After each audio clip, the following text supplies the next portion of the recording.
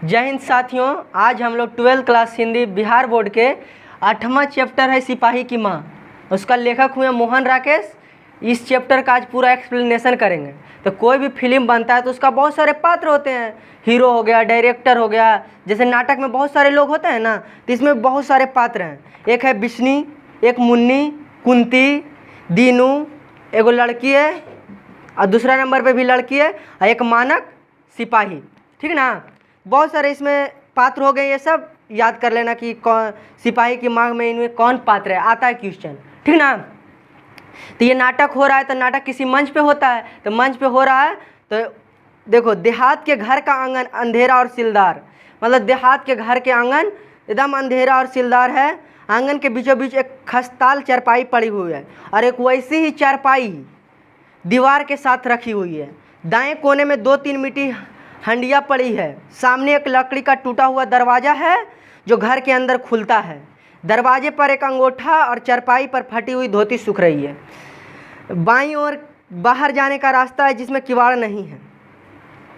मतलब ये सब जो गांव में होता है, जो गांव के पूरा नेचर को दिखाया गया है कि एगो दूगो चारपाई धैल है, एगो फटी हुई धोती उस पर सूख रहा है, एगो किवाड़ लगल हुआ है, एगो टूटल केवाड़ी है, एगो बाहर जाए के रास्ता बनल है किवाड़वा से। तब क्या होता है कि वो मंच पे रखा हुआ है, अब पर्दा को हटाया जाता है। नाटक आप लोग देखे हैं ना, तो नाटक में क्या होता है, पर्दा के हटा दिया, तो पर्दा अब हटता है। अब पर्दा उठने पे बिश्नी चारपाई के पास मोढ़े पर बैठी चरखे पर सूत काटती दिखाई पड़ती है। जब पर्दा हटता है तो चारपाई पे कौन, बिश्नी सूत काटती हुई दिखाई पड़ती है। उसके चेहरों पर झुर्रियाँ पड़ी हुई है, बाल सफ़ेद हो चुके हैं। किसकी, बिश्नी की। मुन्नी उसकी 14 वर्ष की लड़की बाहर चौखट से सटकर खड़ी हुई है। बिश्नी की एगो बेटी है मुन्नी, और मुन्नी 14 साल की है और वो चौखट पे सटकर खड़ी हुई है। उसके हरे रंग की सलवार कमीज बहुत मैली हो रही है। उसका हरा रंग का सलवार है जो बहुत मैला है। कुछ क्षण चरखे की आवाज़ और कबूतरों के गुटरू गुट सुनाई देती है। कुछ क्षण में क्या होता है कि कबूतर के गुटरू गुट वाला आवाज़ सुनाई देता है। बीच बीच में बिश्नी थोड़ा खास लेती है और फिर घोड़ा गाड़ी के दूर से आने और रुकने का शब्द सुनाई देता है। अब बीच बीच में थोड़ा आवाज़ सुनाई देता है और घोड़ा गाड़ी को दूर से आवे की आवाज़, उसको शब्द जब सुनाई देता है तब देखिए, अब मुन्नी का इसमें कहा गया कि मुन्नी अब बोलती है पीछे मुड़कर उत्तेजित स्वर में, डाक वाली गाड़ी आ गई है माँ। मुन्नी जो उसकी बिश्नी की बेटी है वो बोलती है मुन्नी कि डाक वाली गाड़ी आ गई माँ, मैं अभी चिट्ठी पूछ कर आती हूँ। मुन्नी इतना कहा के बाहर चली जाती है। बिश्नी आंखें मूंद कर हाथ जोड़ लेती है और कबूतरों की गुटरू गुट का स्वर पहले तेज होकर फिर मंद हो जाता है। बिश्नी आंखें खोलकर दरवाजे की ओर देखती है और मुन्नी निराश और थकी हुई लौट आती है। मुन्नी जब बाहर जाती है तब वो आंख मूंद के हाथ जोड़ लेती है कि हे भगवान, हमरो भाई के चिट्ठी आ जाए। और जब वहाँ जाती है तो उसको नए भाई के चिट्ठी आता तो निराश होकर लौट आती है। तब बिश्नी जब घर मुन्नी लौट के आती है तो उसकी माँ बिश्नी पूछती है, क्यों री, डाक वाली गाड़ी ही थी? मुन्नी बोलती है, हाँ डाक वाली गाड़ी ही थी। घोड़ा गाड़ी के चलने और क्रमशः दूर होने का शब्द सुनाई पड़ता है। मुन्नी बिश्नी के घोड़े के साथ फर्श पर बैठ जाती है और बिश्नी के चेहरे पर रेखाएं गाढ़ी हो जाती है। जब देखती है तो उसका मन खुश हो जाता है कि अच्छा उसका वाला गाड़ी आया है। तब फिर बिश्नी पूछती है ठंडी सांस लेकर, आज भी चिट्ठी नहीं आई? तो जाने भाग में क्या लिखा है पता नहीं, आज भी चिट्ठी नहीं है। मुन्नी बोलती है आज सिर्फ चौधरी का पेंशन का मनी ऑर्डर आया है। कहो जी, आज चौधरी के पेंशन का सिर्फ मनी ऑर्डर आया है और कोई चिट्ठी नहीं आई। बिश्नी फिर उसकी माँ, जो मुन्नी की माँ बिश्नी है, वो बोलती है ये मुँहे जाने चिट्ठी रास्ते में रख लेते हैं। बोलती है कि मतलब पता नहीं चिट्ठिया रास्ते ये में रख लेता है, कहा ये क्या करते हैं। मेरा मानक तो ऐसा नहीं है कि 2 महीने में चिट्ठी ना लिखें। मतलब मेरा मानक तो ऐसा नहीं, 2 महीना हो गया अभी तक चिट्ठी नहीं लिखेगा। पहले हर 15वें रोज़ चिट्ठी आ जाती थी। जब 15 दिन होता था तो चिट्ठी आ जाती थी। अब की ना जाने कौन पहाड़ रास्ते में खड़ा हो गया, कम से कम अपनी राजी खुशी तो लिख देता। पता नहीं अब कौन पहाड़ आ गया है जो 2 महीना हो गया अभी तक चिट्ठियों नहीं लिखा है। अरे 15 दिन में पहले चिट्ठी लिख देता था, अब कम से कम तो अपन खुशी लिख दे कि हम अच्छा हैं, ख़राब हैं, ये तो कम से कम लिख। फिर मुन्नी बोलती है माँ, मेरा दिल कहता है कि अगले मंगल को भैया की चिट्ठी ज़रूर आएगी। मुन्नी कहती है कि माँ, हमको एकदम मन कह रहा है कि मंगल क्या बोला, मंगल की चिट्ठी जरूर आएगा, भैया वाला चिट्ठी, ठीक ना। देखो क्वेश्चन पूछता है बिहार बोर्ड में कि मुन्नी किस दिन की भविष्यवाणी करती है चिट्ठी आने की, तो याद रखना मंगलवार के। फिर बिश्नी कहती है मेरा दिल तो हर मंगल को कहता है पर चिट्ठी का नाम ही नहीं लेती। बिश्नी कहती है कि मेरा दिल तो हर मंगल के कहता है कि आज तो मंगल है, चिट्ठी आ जाएगा। जाने भाग में क्या खोट है जो चिट्ठी के लिए इतना तरसना पड़ता है। इस बार यह घर आ ले फिर मैं इससे पूछूंगी, मतलब एक बार अभी घर आवे नहीं तो पूछूंगी कि काहे नहीं इतना दिन से चिट्ठियाँ लिखता था। मुन्नी बोलती है पिछले चिट्ठी में भैया ने लिखा था वे बर्मा की लड़ाई पे जा रहे हैं, कि अब पिछला जो चिट्ठी आया था उसमें लिखे थे भैया कि बर्मा की लड़ाई पर जा रहे हैं। माँ शायद उन लड़ाई में चिट्ठी लिखने की फुर्सत थी ना मिलती, मतलब बर्मा लड़ाई पे चल गए हैं तो लड़ाई में चिट्ठी लिखे का फुर्सत ना मिला तो कैसे लिखेंगे चिट्ठी। बिश्नी फिर बोलती है कि इतनी भी फुर्सत नहीं मिलती कि माँ का 4 हरफ कर लिख डाले, मतलब इतना भी छुट्टी नहीं कि 4 गो शब्द लिख के हमारा ले भेज दे। उसे यह नहीं पता कि मेरी चिट्ठी आती है तो माँ के कलेजे में जान पड़ती है। जब बेटा का चिट्ठी आता है तो बिश्नी बोलती है कि उसका जब चिट्ठी आता है तो मेरा कलेजा जान पड़ता है। माँ के कौन 2-4 हैं जिनके सहारे वो प्राण लेकर बैठेगी। नदीदे को यह बात तो सोचनी चाहिए, मतलब ये भी बिश्नी बोलती है कि कौन मार हमारे 2-4 गो बेटा है, एक ही को तो बेटा है, तो जो उसको सोचना चाहिए कि चिट्ठी लिख दे कम से कम। मुन्नी अब क्या होता है नाटक में कि मुन्नी बिश्नी के घुटने के बाहें फैलाकर उन पर सिर रख देती है। अब बिश्नी के घुटना पे सिर रख देती है मुन्नी। मुन्नी बोलती है तू फिक्र क्यों करती हो माँ, देख लेना अगले मंगल को चिट्ठी जरूर आएगी। मुन्नी कुछ सन निस्बद्धता बिश्नी मुन्नी को घुटने से हटाकर फिर चरखा चलाने लगती है। मुन्नी उठकर सूखी हुई धोती को चरपाई को समेटने लगती है। कुछ देर बाद फटा हुआ धोती जो पसारा रहता है उसको समेटने लगती है मुन्नी, और वो बिश्नी चरखा चलाने लगती है। मुन्नी धोती को करा तह करते हुए बीच में रुककर पूछती है कि बर्मा यहाँ से कितनी दूर होगा माँ। बिश्नी चौधरी कहता था कई कोस दूर है, जाने चौधरी को भी पता है या नहीं। बिश्नी बोलती है चौधरी कहता था कि कई कोस दूर है बर्मा, जाने चौधरी को भी पता है या नहीं। जब वो उसके मुंह में आता है कह देता है, पता नहीं उसको भी पता है कि नहीं, जो कर मन में आया वो कह दिया। मुन्नी फिर बोलती है कि चौधरी तो यह भी कहता था कि वहाँ मोटर गाड़ी नहीं जाती, पानी वाले जहाज में बैठकर वहाँ जाते हैं। मुन्नी फिर बोलती है कि चौधरी तो ये भी कहता था कि वहाँ पानी के जहाज खाली चलता है, मोटर गाड़ी उड़ी नहीं चलता है। फिर बिश्नी बोलती है या तो मानक भी कहता था कि कलकत्ता से बर्मा पानी वाले जहाज में बैठ कर जाते हैं। मानक कलकत्ते के समुद्र में पानी वाले जहाज देख कर आया था, मतलब वो तो बिश्नी बोलती है वो तो मानक भी कहा था कि कलकत्ता से बर्मा जाए पानी वाले जहाज में बैठ कर जाते हैं। मुन्नी बोलती है बर्मा में से चिट्ठी तो फिर माँ जहाज से ही आती होगी, अगर हमारी चिट्ठी वाला जहाज डूब गया हो तो। फिर बोलती है मुन्नी कि वहाँ से चिट्ठी तो जहाज में आता होगा, अगर पानी वाला जहाज डूब गया तो। बिश्नी ऐसी काली जवान ना बोल, बिश्नी बोलती है ऐसी काली जवान ना बोल, मुँह अच्छा ना हो तो बात तो आदमी अच्छी करे। मानक कहता था कि जहाज इतना बड़ा होता है कि हमारे जैसे 4 गांव एक जहाज में आ जाए, इतना बड़ा जहाज कैसे डूब सकता है। बिश्नी बोलती है कि इतना मुंह से इतना भी काली बात ना बोल, वो तो मानक कहता था कि ऐसा ऐसा 4 गांव एक जहाज में रहता है, और इतना बड़ा जहाज पानी में कैसे डूब सकता है। मुन्नी संकोच के साथ माँ पता नहीं सच है या झूठ, चौधरी कहता था कि हर रोज कोई जहाज हर दिन डूबते रहता है। बिश्नी चौधरी एक लड़ाई से क्या हो आया है, दुनिया भर की सारी अकल उसके पेट में आ गई। वह यहाँ बैठ ही सब कुछ जानता है, अपने तिरिया के चरित्र का पता नहीं, जहाज डूबने का पता है। मतलब बिश्नी बोलती है कि चौधरी को लड़ाई का देख लिया है और अब पूरा दुनिया के लड़ाई के बारे में पता है, अपन तिरिया के चरित्र के पता नहीं, जहाज डूबने का पता नहीं, कैसे पता हो गया। मुन्नी धोती तह करके अंदर ले जाती है, बाहर से पड़ोसिन कुंती आंगन में आती है। अधेड़ होने पर भी उसके चेहरे पर स्वास्थ्य की लाली झलकती है।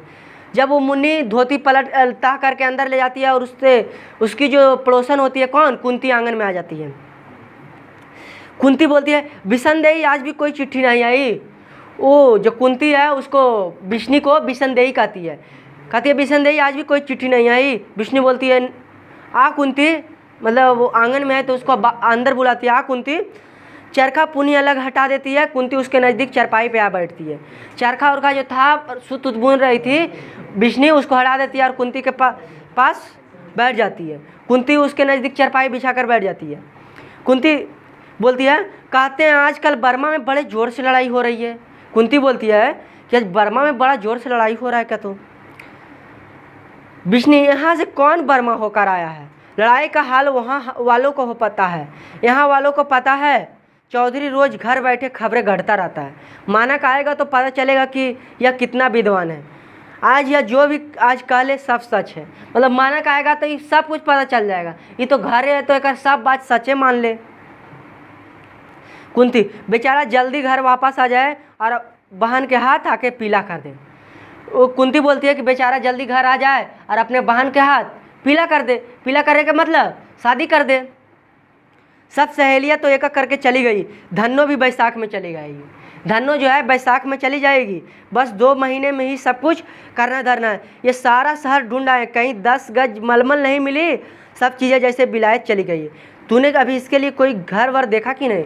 मतलब धन्नो के लिए तो हम देख लिए और उसका 2 महीना बाद बैसाख में उसका शादी है, हाथ उसका पीला हो जाएगा। ये भी उसका भाई जल्दी आ जाए और अपना बहन के लिए भी हाथ पीला कर दे। विष्णु बोलती है, वर घर देखकर ही क्या करना है कुंती? मानक आए तो कुछ हो। तुझे पता है आजकल लोगों के हाथ कितने बढ़े हुए हैं। मतलब बोलती है कि अगर हम वर घर देख भी लेंगे तो क्या होगा, पहले मानक तो आ जाए तो सब कुछ देख लेंगे।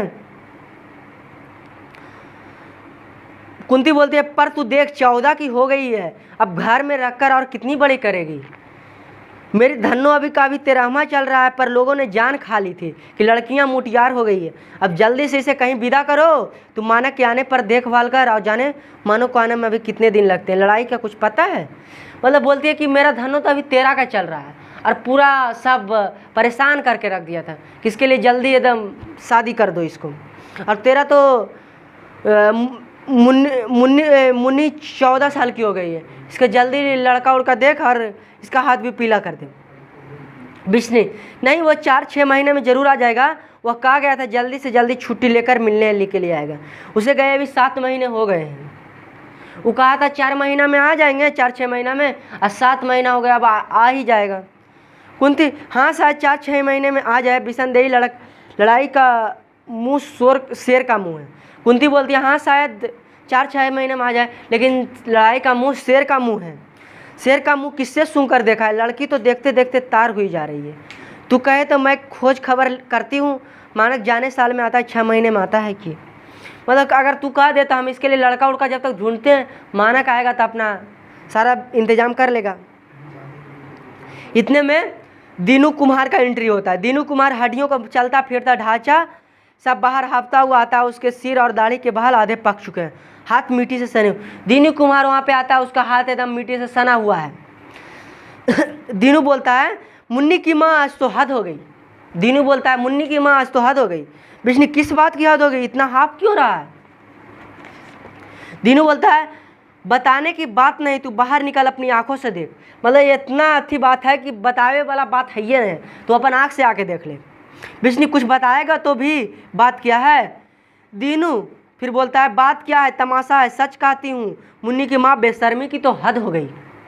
विष्णु, क्या फिर वह चौधरी की बेवा? दीनू, नहीं उसकी बात नहीं है। 2 जवान छोकरियाँ आज कहीं से आई है, उसका ऐसी पहरावा कि तुमसे क्या कहूँ। रंग काला है पर बिल्कुल ऐसे मेमू की तरह टिट फिट चलती है और घर घर जाके आड़ा दाल मांग रही। इतनी ज़िंदगी चल गई, बेशर्मी कभी नहीं देखी। मतलब बोल रहा है कि 2 छोकरियाँ यहाँ आई है, घरे घरे आटा चार मांग रही है, और इतना ज़िंदगी मेरा चल गया, अभी तक इतना बेशर्मी वाला हद कहीं नहीं देखे। दीनू बाहर की ओर झाँक कर देखता है, मुन्नी अंदर जाती है। दीनू बाहर झाँक के देखता है, मुन्नी को अंदर भेज देती, चल दे तू अंदर। दीनू, वे तेरे घर की तरफ ही आ रहे, मुन्नी को अंदर भेज दे, मैं जाकर चौधरी को खबर सुना दूँ। मतलब तू मुन्नी का अंदर भेज दे, हम चौधरी के जाके बता देते हैं ये वाला बात। दीनू बाहर चला जाता है। विष्णु, कुंती और मुन्नी उत्सुक आंखों से बाहर की ओर देखती है। 2 बर्मी लड़कियां बाहर से आती है। वे जांघों तक लंबे मैले फ्राक पहने, दोनों के हाथों में एक थैला है। वो छोटा छोटा फ्राक और एकदम गंदा फ्राक पहने हुए है, दोनों के हाथ में एक थैला है। कुंती विष्णु के कान में फुसफुसाकर, ये लड़कियां क्रिस्टान हैं। कुंती बोलती है विष्णु के कान में कि लड़कियां जो है क्रिस्टान हैं। विष्णु उसका मतलब ना समझकर प्रश्न भरी नजरों से उसकी ओर देखती है। कुंती उसी के समान क्रिस्टान होती है जो मर्दों को घर में रखती है और आप बाहर घूमती है। तब वो कुंती विष्णु को बताती है क्रिस्टान के मतलब हुआ अपने मर्दों को घर में रखती है, अपने घर घूरते रहती है, उसी को क्रिस्टान कहते हैं। तो पहला वाला लड़की थोड़ी चावल दाल दे दीजिए माँ जी, परमात्मा आपका भला करेगा। दूसरा लड़की हम रिफ्यूज है माँ जी, बहुत दूर से भूखे प्यासे आ रहे हैं। पहली लड़की हम लोग रंगून से आ रहे हैं, हजारों लोग वहाँ से घर बार छोड़कर चले आए हैं। हम एक घर की 10 औरतें यहाँ से 3 मील दूर एक पुरानी धर्मशाला में पड़ी है। हमारे 2 भाई रास्ते में मारे गए, थोड़ा दाल चावल दे दीजिए माँ जी, आपकी जान की दुआ। मतलब हम लोग बड़ी दूर रंगून से आ रहे हैं, हमारा भाई था जो उधर मरा गया, हमको थोड़ा दाल चावल दे दीजिए माँ जी, आपको जान की दुआ लगेगी। कुंती विष्णु के कान के पास, ये लड़कियां क्रिस्टान नहीं है, इनके लक्षण अच्छे नजर नहीं आते।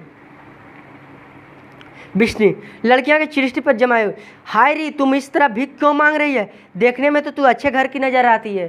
फिर विष्णु बोलती है हाय री तू इतना काहे भीख मांग रही है, तू तो अच्छा घर के देखे में नजर आती है।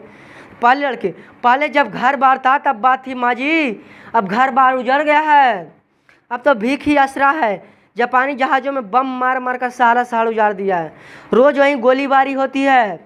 यहाँ तो आप लोग स्वर्ग में रहती है माँ जी, लड़ाई की वजह से हमारा मुल्क तो बिल्कुल तबाह हो गया, फौज को छोड़कर और कोई वहाँ नहीं रहा। मतलब हमारा घर तो पूरा तबाह हो गया माँ जी, खाली वहाँ फौज के अलावा और कोई रहबे नहीं करता है। मुन्नी माँ यह कहती है इसके मुल्क में बहुत लड़ाई होती है, इससे पूछो ना बर्मा इनके मुल्क से कितना दूर है। मतलब मुन्नी पूछती है कि इसके मुल्क में अगर लड़ाई होता है इनसे पूछो बर्मा कितना दूर है। दूसरी लड़की हमारे मुल्क का ही नाम बर्मा है बहन जी, हमारा शहर रंगून बर्मा में ही है। विष्णु और मुर्मी एक साथ, तुम लोग बर्मा से आई हो? पहली लड़की हाँ माँ जी हम लोग बर्मा से ही आई हैं, वहाँ रहने वाले हजारों लोग की जाने चली गई, जिनको इधर ज़्यादा रास्ता मिलता है, जिधर रास्ता मिलता है वहाँ उधर भागकर जान बचाने की कोशिश करता है। बहुत लोग तो भरे हुए घर छोड़कर चले आए हैं माँ जी, आज हम लोग आप लोगों के आश्रय आए हैं, जो कुछ थोड़ा थोड़ा आप बहुत तो आप लोगों के घर से मिल जाता है उसी से काम चला लेंगे, ठीक ना, जो लोग आपको आप लोग से मिलेगा उसी से घर चला लेंगे। विष्णु बात करके क्यों रे बर्मा में बहुत लड़ाई हो रही है? पहली लड़की वहाँ दिन रात आग बरसती है माँ जी, हम लोग फिर भी खुशकिस्मत है जो जान लेकर निकल गए हैं। 13 दिन तक हम लोग भूखे भूखे प्यासे जंगली रास्ते में चलते रहे। मुन्नी तुम लोग बर्मा से पैदल चल कर आई हो? पहले लड़की जी हाँ जान बचाने का यही रास्ता था, रास्ते में जंगल में बड़ी बड़ी दलदलें पड़ती है, हमें से एक औरत वहाँ एक दलदल में फंसकर वहीं रह गई। मुन्नी माँ ये कहती है कि वहाँ से पैदल आई और चौधरी कहता है वहाँ पानी वाले जहाज़ से जाते हैं। वो पहली लड़की जी असल रास्ता जहाज़ का ही है, मगर उस रास्ते में बहुत खतरा है, जापानी लोग जहाज़ों को रास्ते में ही डुबा देते हैं, हम लोग को जहाज़ मिलते भी नहीं, जहाज़ों पर सिर्फ फौजी लोग आते हैं। पहली लड़की बोलती है कि वहाँ रास्ता तो जहाज़ के है लेकिन हमारे जहाज़ मिलेगा, जहाज़ पे खाली फौजी लोग जाता है। विष्णु से जब जहाज़ डूब जाते हैं तो फौजी लोग क्यों जहाज़ों पर आते जाते हैं? सरकार इतनी मूर्ख है कि फौजियों को डूबने के लिए भेज दे। विष्णु बोलती है जब जहाज़ डूब जाता है तब फौजी की सरकार काहे भेजता है जहाज़ पे? पहली लड़की फौजी लोग समुंदर में जाकर लड़ते हैं माँ जी, जहाज़ों में लड़ाइयाँ होती है, उधर से जापानी जहाज़ गोले चलाते हैं, उधर से अंग्रेज़ों के जहाज़, ऊपर से हवाई जहाज़ मार करते हैं, बड़ी भयानक लड़ाई होती है माँ जी। इधर से गोलीबारी चलता है, ऊपर से वायुयान से बम पिस्तौल बरसता है। विष्णु के चेहरे रेखाएं गाढ़ी हो जाती है, वो चरखे को अपनी ओर खींचने का प्रयत्न करती है पर उसके हाथ निःशक्त हो जा रहे हैं। मुन्नी तुम जिस रास्ते से आई हो उस रास्ते से फौजी नहीं भाग कर आ सकते हैं? मुन्नी पूछती है कि तू जिस रास्ता से भाग कर आई है उस रास्ते से फौजी नहीं भाग के आ सकता है? पहली लड़की नहीं फौजी वहाँ लड़ने के लिए है, वे नहीं भाग सकते, जो फौज छोड़कर भागता है उसे गोली मार दी जाती है। विष्णु हाय नहीं, फौजियों को भागने की क्या ज़रूरत है, उन्हें अपनी मियाद पर छुट्टियाँ मिल जाती है, इसे आना होगा वो अपनी छुट्टी लेकर आएगा, भाग कर क्यों आएगा, वे इतने अनजान थोड़ी है।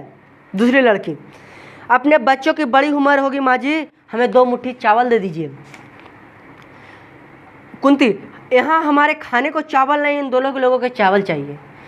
कुंती बोलती है यहाँ हमारा खाए ले चावल है ही नहीं, खाने का खाए चावल दे दें। विष्णु मुन्नी सामने आ जाती है। विष्णु बोलते जा अंदर से हड़िया से कटोरी भर चावल ले आ। बिशनी बोलती है मुन्नी को, जा अंदर से हड़िया से कटोरी भर चावल लिया। मुन्नी अंदर चली जाती है। कुंती असंतोषपूर्ण दृष्टि से लड़कियों को देखती है, कुछ क्षण खामोशी रहती है। बिशनी सिर झुकाए कुछ सोचती रहती है। बिशनी, क्यों रे, बर्मा से यहाँ तक कितने दिन का पैदल रास्ता है? पूछती है बिशनी कि यहाँ से पैदल जाएंगे तो कितना दिन में बर्मा पहुँचेंगे? पहले दिनों का कोई हिसाब नहीं है माँ जी, पहुँच जाए तो महीना 20 दिन में पहुँच जाएं, और ना पहुँचे तो कभी नहीं पहुँच पाएँ। एक तो रास्ते इतने घने जंगल है, फिर जंगली जानवर है, और फिर पता नहीं दुश्मन के फौज का मोर्चा हो। जंगल के चप्पे चप्पे में लड़ाई चलती है माँ जी।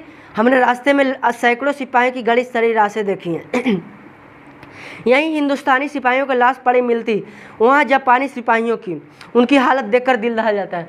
अगर पहुँच गए माँ जी तो 20-25 दिन लगेगा, और न पहुँचे तो जंगल में जंगली जानवर मिलेगा, जहाँ तहाँ हिंदुस्तान सिपाही, जापान वाला सिपाही के मरा रास मिलेगा।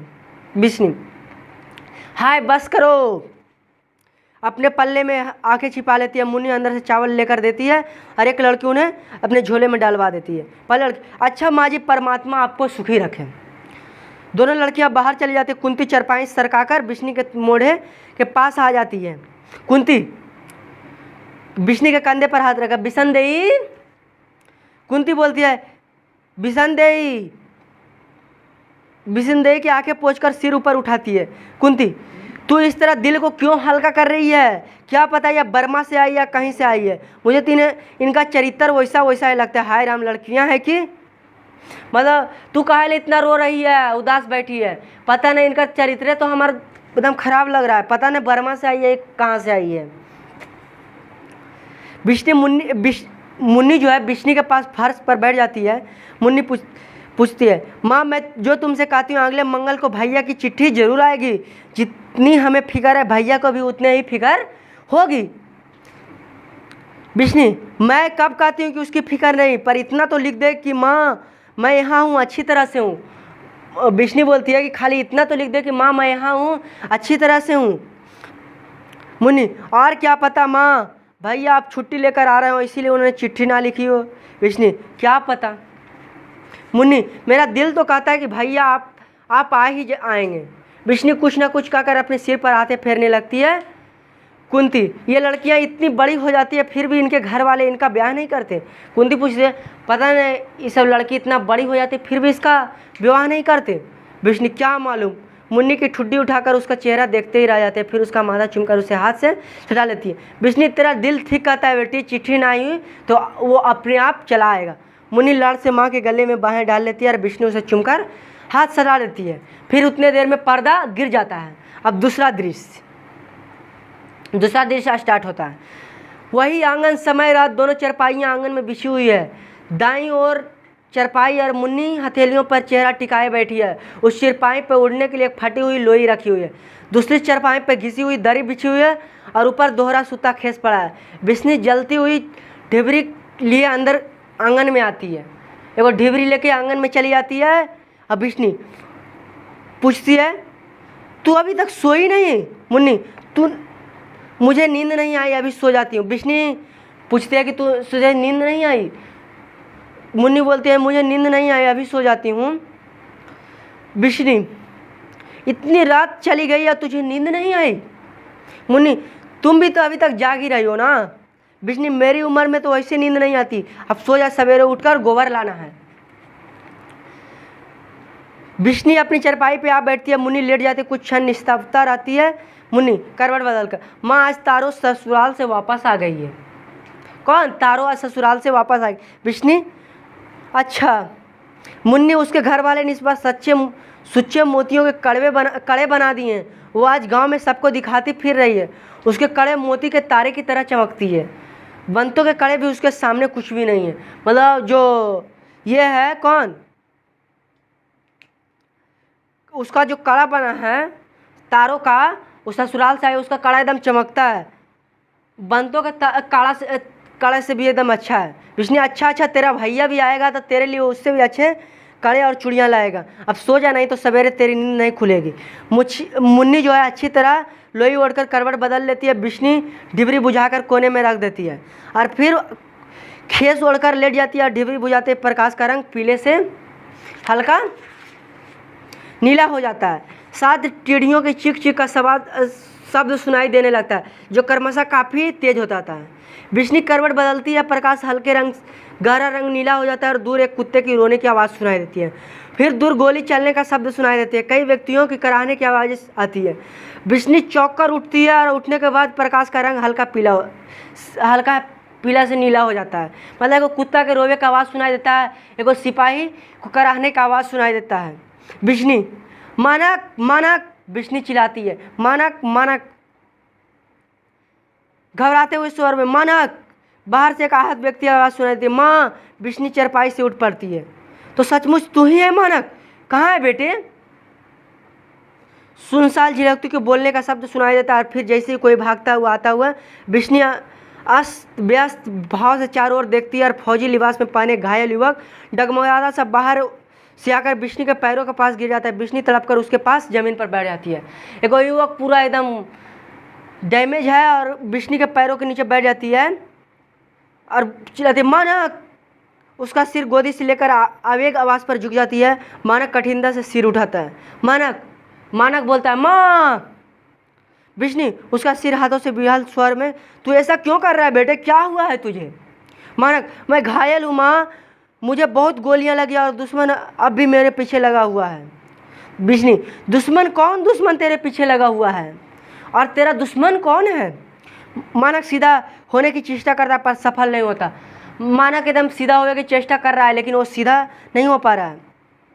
मानक, वह उसको मैंने कई गोलियां मारी थी मगर वो मरा नहीं है, वह जिंदा है, वो मेरे पीछे लगा हुआ है, वो मुझे मारना चाहता है। उसने मेरा सारा शरीर जख्मी कर दिया है। मैं दौड़ता हूँ तो मेरे पीछे दौड़ता है, मैं रेंगता हूँ तो मेरे पीछे रेंगता है। वो मुझे नहीं छोड़ेगा, वो बहुत बड़ा खतरनाक है। फिर इतना में चिल्लाता, पानी। बिजली बोलती, तू चरपाई पर लेट जा, मैं तेरे लिए दूध गर्म कर लाती हूँ। मानक, दूध नहीं माँ, पानी। और यही वह अभी यहीं आ जाएगा, जल्दी उधर देख, अंधेरे में वह आ तो नहीं रहा। बिजली व्याकुलता पूर्वक बाहर की ओर देखती है। बिजली, नहीं बेटे नहीं, कोई नहीं है, तू यूँ घबरा कह रहा है, उठ आराम से चरपाई पे लेट जा। मानक, नहीं नहीं, पानी पानी, ऐसी चिल्लाता है। बिजली पल भर असमंजस में रहकर उसके छोड़कर खड़ी होती है और अंदर चली जाती है। 2 क्षण बाद वह पीतल से गिलास में पानी हुई बाहर आती है। उसके हाथ काँप रहे हैं। बिजली, यह ले बेटे पानी, आराम से पीना, छोटा छोटा घोट कर करे। निरे हाल पानी पेट में जाकर लगता है, पहले थोड़ा सा कुछ खा लेता। मानक, नहीं, मेरी भूख मर गई है माँ, मुझे अब भूख नहीं लगती है माँ। बिजली गिलास लिए हुए उसके पास बैठ जाती है। मानक गिलास उसके हाथ से लेकर गड़ा कर पानी पी जाता है। उसी कुछ समय हाथ से स्वर सुनाई देता है। मानक के हाथ से गिलास गिर जाता है। वह बाहर की ओर देखता है, उधर अंधेरे में एक बंदूक का कुंदा चमकता है। मानक सरकाकर माँ के नज़दीक आ जाता है। बिजली उसके गाहों में समेट लेता है।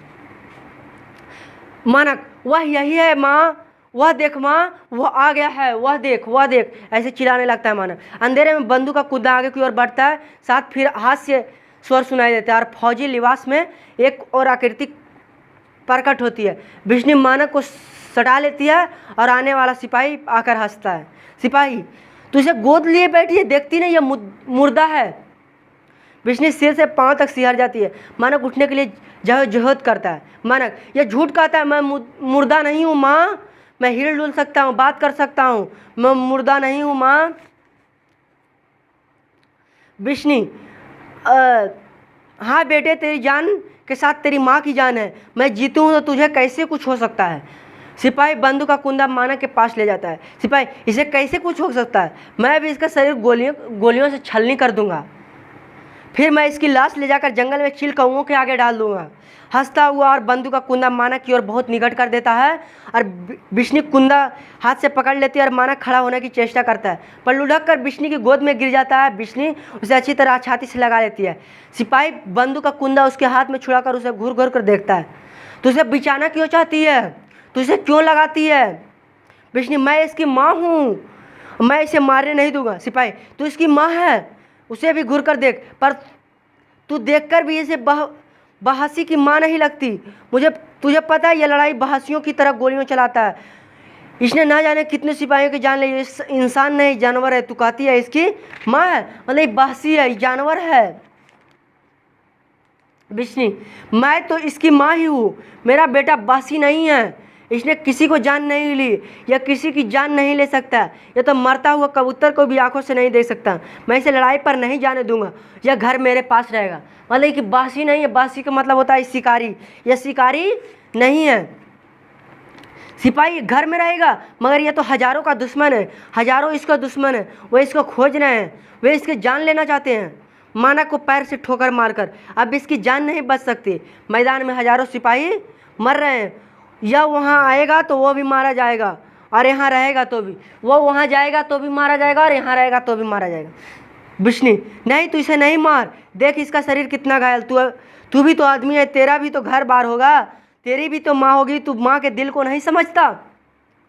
मैं अपने बच्चे को अच्छी तरह से जानता हूँ, यह दिल का बहुत भोला है, इसके किसी साथ दुश्मनी नहीं है। सिपाही इतना में हंसता है। सिपाही, इसके किसी के साथ दुश्मनी नहीं है। यह देख, बटन खोलकर अपना लहू से तरवर का सीना दिखाता है। ये सब घाव इसी ने किया है। सिपाही सीना चीर कर दिखाता है कि सब घाव जो है इसी ने किया है। मैं इन घावों को कब मर चुका होता, लेकिन मैं सिर्फ इसे मारने के लिए जिंदा हूँ। इसे तो मारे बिना मैं नहीं मरूंगा। बिश्नी, तू क्यों बात नहीं समझता? मैं इसकी माँ हूँ, मैं इसे अच्छी तरह जानता हूँ। यह किसी से दुश्मनी से लड़ाई नहीं गया, इसे मैं लड़ाई पर भेजा था। इसकी बहन अभी ब्याहने के जोग हो गई है। 6 महीने साल में इसका विवाह करना है। हमारे घर की हालत बहुत ख़राब है। अगर लड़की के ब्याह की चिंता ना होती तो हम लोग आधा पेट खाकर रह लेते, पर मैं इसकी लड़ाई पर ना भेजी। इस लड़के के सिवा घर में कोई कमाने वाला नहीं है। मैं सोचा था कि लड़की ब्याही हो जाएगी, फिर इसे लड़ाई पर नहीं जाने दूंगा, फिर मैं इसका भी विवाह कर दूंगा, मैं इसे अपने पास रखूंगा। मुझे क्या पता ये लड़ाई में जाकर इसकी यह हालत हो जाएगी। आज इस हाल में घर आया है, मैं इसे अपने कैसे अलग कर सकता हूँ? इसकी जगह तू भी होता तो तेरी माँ तुझे अपने से अलग नहीं होने देती। मैं इसकी माँ हूँ, इसे सिर्फ कमाने के लिए इसलिए भेजा था कि इसकी बहन का विवाह करना था। अगर इसका बहन का विवाह हो जाएगा फिर इसका कमाने के लिए नहीं भेजूंगा, इसका भी विवाह कर दूंगा। सिपाही बोलता है, मेरी माँ, जरा सा हंस कर बोलता है, मेरी माँ पागल हो गई है, वह रोज़ मेरी मौत का इंतज़ार करती है। वह हंसकर कहती है, थोड़े दिन बाद मेरे बेटे को लाश घर आएगी। मेरी बीवी अभी से बेवा का स्वांग बना लिया है। उसने मुझे लिखा है, जिस दिन वो मेरे मरने का खबर सुनेगी उसी दिन गाले में फांसी लगाकर मर जाएगी। उसके पेटे में 6 महीने का बच्चा है, उसके साथ वह भी मर जाएगा। फिर सीना खोल कर दिखाता है, और तेरे लड़के ने देख मेरा क्या हाल किया। अभी भी मेरे खून का प्यासा है। इसकी आंखों को देख, इसकी आंखों में वह भयानक चमक दिखाई नहीं देता। मतलब अभी भी इसके हाथ में बंदूक आ जाए तो ये भी हमको मार देगा। ये अभी मेरा खून का प्यासा है। मेरा घर पे मेरी माँ अभी पागल हो गई है। मेरा पत्नी मेरा इंतजार मौत का कर रही है, वो कर रही है। उसने लिखा है कि जब भी तेरे मरने का खबर सुनेगी तो फांसी लगा के मर जाएगी। उसके गर्भ में 6 महीना का बच्चा है। बिश्नी, नहीं, इसकी आंखें ऐसी नहीं है। इसकी आंखें ऐसी लगती है, पर इनका असली रंग ऐसा नहीं है। सिपाही, तू इसके आंखों का रंग नहीं पहचानती। तू इसकी माँ है, पर तू इसका रंग का मतलब नहीं जानती। इसकी आंखों में दुश्मनी है। जब तक मैं सामने हूँ इसका रंग नहीं बदलेगा। देखो यह कैसे आंखों में खून भरकर मुझे देख रहा है।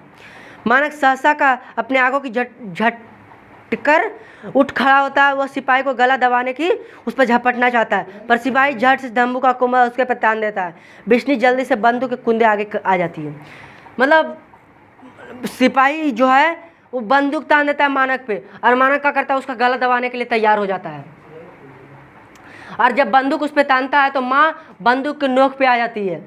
बिश्नी, नहीं, तू इसे नहीं मारेगा, तुझे मेरी माँ की सौगंध, तुझे इसे नहीं मारेगा। उसको कसम दे देते हैं। बिश्नी जो है सिपाही को कसम देता है, तुझे इसे नहीं मारेगा, तेरे माँ की सौगंध, तू इसे नहीं मारेगा। सिपाही, मैं इसे नहीं मारूंगा, यह मुझे मार देगा। अगर इसे मैं नहीं मारूंगा तो यह मुझे मार देगा। तू यही चाहती है? बिश्नी, नहीं, यह तुझे नहीं मारेगा, मैं इसकी माँ हूँ, मैं इसे जानती हूँ, यह तुझे कभी नहीं मारेगा। मानक, मैं इसे नहीं मारूंगा। रौद्र रूप से आगे बढ़ता, नहीं, मैं इसे जरूर। मानक बोलता है, मैं इसे नहीं मारूंगा। फिर रौद्र रूप में, मैं इसे जरूर मारूंगा, मैं भी इसे टुकड़ा टुकड़ा कर दूंगा। मानक बोलता है। आगे बढ़कर सिपाही को धक्का देता है, जिससे वो लखलखाकर पीछे गिर जाता है। बंदूक उठा लेता है और उसका कुंदा सिपाही के सीने की ओर तान देता है। मैं बासी हूँ, मैं जानवर हूँ। मानक बोलता है, मैं बासी हूँ, मैं जानवर हूँ, मैं बासी और जानवर से भी बढ़कर हूँ। इस तरफ मेरी तरफ क्यों देख रहा है? उठ कर मुझे ठोक कर लगा। उसी तरह हंसता जैसे वो सिपाही हंस रहा था। बिश्नी जल्दी से बंदूक के कुंदे के सामने आ जाती है। मानक जब सिपाही पे बंदूक का तानता है तो उसके आगे उसकी माँ बिश्नी आ जाती है। बिश्नी, नहीं मानक, तू इसे नहीं मारेगा, जब ये हमारी तरह गरीब आदमी है। इसकी माँ भी इसके पीछे रो रो कर पागल हो गई। इसके घर में बच्चा होने वाला है, यह मर गया तो इसकी बीवी फांसी लगाकर मर जाएगी। मानक बिश्नी को झटकर बीच से हटा देता है। मानक बोलता है, मैं इसे नहीं छोड़ूंगा, यह दुश्मन है, मैं इसे अभी मार दूंगा, अभी यहीं मार दूंगा, अभी मारूंगा। बिश्नी, नहीं मानक, तू इसे नहीं मारेगा। फिर बीच में आने का प्रयत्न करती है। मानक उसे झटकर हटा देता है। बिश्नी चारपाई पर गिरकर हाथों में मुंह छिपा लेती है। सिपाही पार्श्व की ओर हटता है। मानक उसके साथ साथ आगे बढ़ता है। मानक, मैं इसे अभी मार दूंगा, अभी इसकी बोटी बोटी अलग कर दूंगा। सिपाही और मानक क्या करती है, धीरे धीरे पार्श्व में जाकर विलीन हो जाती है। बिश्नी हाथों में मुंह छिपाए हुए चिल्ला उठती है, बिश्नी, मानक मानक। फिर क्या, एक साथ 4 गोलियां चलने और उसके सिपाही के कराहने का शब्द सुनाई देता है। साजा खामोशी से आ जाती है। बिश्नी उसी तरह चिल्लाती है, मानक मानक। मुन्नी जल्दी से करवट बदलकर उठ बैठती है। मुन्नी घबराए उस ओर, माँ। बिश्नी, मानक। मुन्नी जल्दी से उठकर ढिबरी जला देती है। प्रकाश रंग हल्के नीले से फिर पीले हो जाता है। मुन्नी बिश्नी की चारपाई पे जा बैठती है। मुन्नी, क्या बात है माँ? मुन्नी पूछती है, क्या बात है माँ? बिश्नी आंखों से हाथ अड़ाकर चुंदियाई सी नजरों से चारों ओर देखती है। बिश्नी कुछ खोजती सी नज़र से देखती है। मानक। मुन्नी, तू रोज भैया के सपने देखती है माँ, मैंने तुझसे कहा था अगले मंगल को भैया चिट्ठी जरूर आएगी। बिश्नी, चिट्ठी आएगी और वह आप। मुन्नी, थोड़े दिन में भैया आप ही आएंगे माँ, तू आप ही कहती थी वो जल्दी आएंगे और मेरे लिए कई कड़े चूड़ियाँ लाएंगे। मुन्नी, थोड़े देर में भैया आ जाएंगे, आप यही कहती थी वो जल्दी आएंगे, मेरे लिए कड़े चूड़ियाँ लाएंगे। बिश्नी, कड़े और चूड़ियाँ? ओ मुन्नी। उसने अपने साथ हटा लेती है और आंखें से टप टप पानी बरसने लगता है। मुन्नी, भैया मेरे लिए जो कड़े लाएंगे वो तारों और बंतों के कड़े से भी अच्छे होंगे ना माँ? मतलब जो भैया मेरे लिए कड़े लाएंगे वो तारों और बंतों से अच्छा होंगे ना माँ? बिश्नी आंखें बंद कर नकारात्मक भाव से सिर हिलाती है, ऐसे से सिर हिलाती है, शीघ्र अपने ही संभाल लेती है। बिश्नी, हाँ बेटी, तेरे कड़े सबके कड़ों से अच्छे होंगे। मुन्नी, सुच्चे मोतियों के कड़े होंगे ना माँ? बिश्नी, हाँ बेटी, सुच्चे मोतियों के कड़े। उसकी माथा चुमकर उसके हलक हटा देती है। अब सो जा, अभी बहुत रात बाकी है। मुन्नी को सुला देती है। कौन? बिश्नी, उसकी माँ जो है। तू सो जा बेटी, अभी बहुत रात बाकी है। मुन्नी अपनी चारपाइयों पे चले जाती है। बिश्नी उठकर ढिबरी बुझा देती है। उसके ढिबरी बुझाते ही गहरा अंधेरा छा जाता है। अंधेरे में बिश्नी की बुदबुदाने का सबर सुनाई देती है। ताती वाना लगाई पर बरम्बा सहाई, राखन नहरे रखियाँ प्रभु ब्यादी मिठाई। फिर इतने देर में पर्दा गिर जाता है और गिर जाता है, ये नाटक खत्म हो जाता है। चलिए दोस्त, ये चैप्टर सिपाही की माँ खत्म होता है। आज के लिए सिर्फ इतना ही, मिलते हैं अगले वीडियो में।